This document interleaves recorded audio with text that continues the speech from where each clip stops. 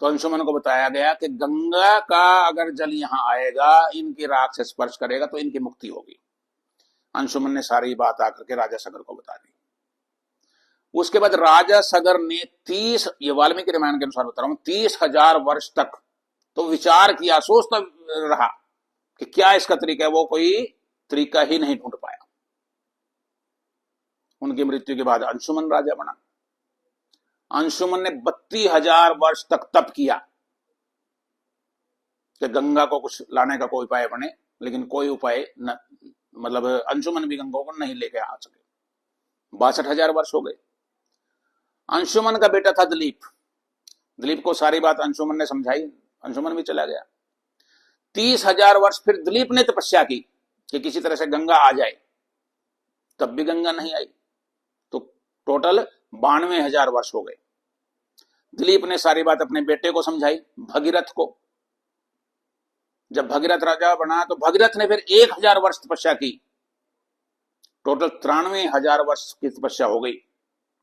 तपस्या में या विचार विवर्ष में समय चला गया।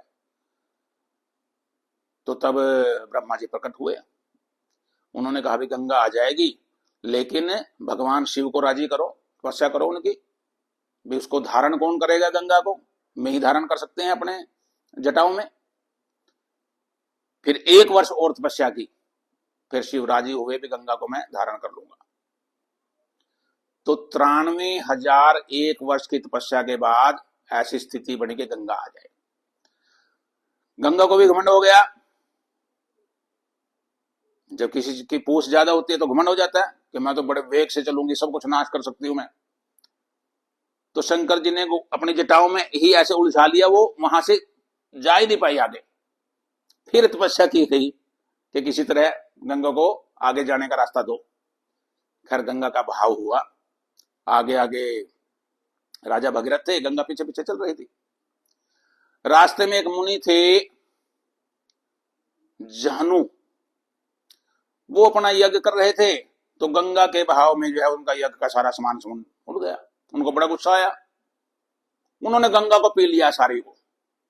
सारी गंगा का पानी मुनि जहनु ने पी लिया।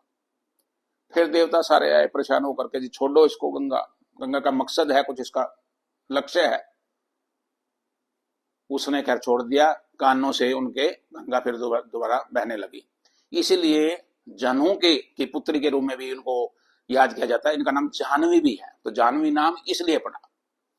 खैर फिर 93,000 से ज्यादा वर्षों के बाद जो है गंगा वहां तक पहुंची, कपिल मुनि के आश्रम तक, और उससे स्पर्श